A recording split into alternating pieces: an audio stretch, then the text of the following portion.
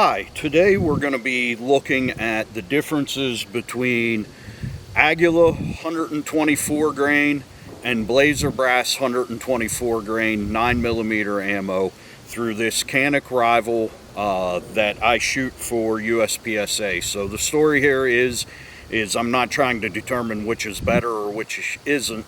I have about depleted my cache of Blazer Brass ammo, and I have a substantial amount of the Aguila, so I'm seeing if there is going to be any difference in point of impact that I will need to adjust my red dot for, and also just out of curiosity more than anything, seeing how close the velocities are to what's published by the manufacturers. So for the record, Blazer Brass has an advertised velocity of 1090 at the muzzle feet per second, and the Aguila ammunition has a advertised velocity of 1115 feet per second at the muzzle. So we'll see how these two compare. So I'm going to get some shooting glasses on,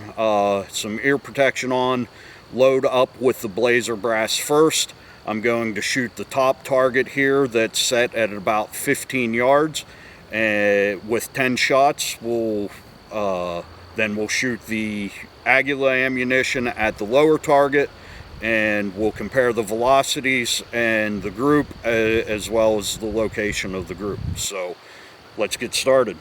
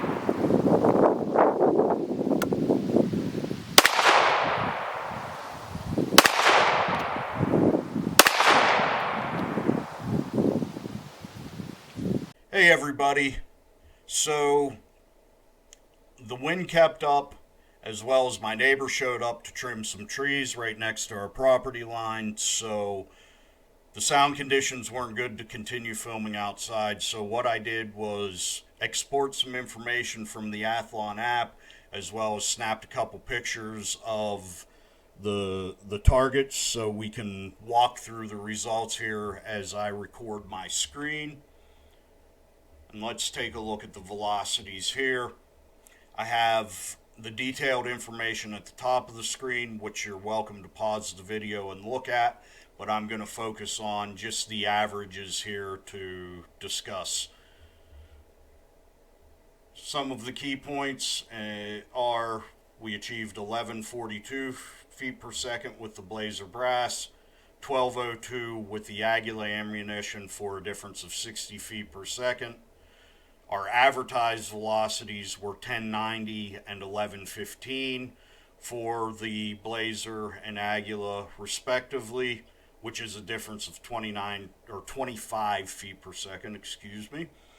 So we see that, as expected, the Aguila was higher velocity, but it achieved more velocity than what the expected differences were. Couple reasons for that could be, again, differences in the chronographs, and environmental conditions. But one of the, I would say, probably primary factors would be the fact that I was shooting both ammunition types through a 5-inch barrel, whereas both of these were tested with a 4-inch barrel, according to the sources that I read. So we would expect to see that increase in velocity. If you're interested in energy foot-pounds, we have 359 foot-pounds from the Blazer Brass and 398 foot-pounds from the Aguila, equating to about 39 pounds of difference between the two. The other noteworthy thing is we have minimum and maximum velocities for each of these, and the spread on these is 23.3 versus 59.9, suggesting that the Blazer Brass might be a little more consistent than the Aguila ammunition, but we don't see that in terms of group size. We see a larger group for the Blazer Brass, and in no particular order, we have shots 1, 2, 3, 4, 5, 6, 7, 8, 9, and 10. For our Aguila ammunition, again in no particular order, we have 1, 2, 3, 4, 5, 6, 7, 8, 9, and 10. The primary key point here is that I, the shooter, am the limiting factor for actually both these groups. I'm sure if it was bench rested, we would have achieved better groups with both ammunitions,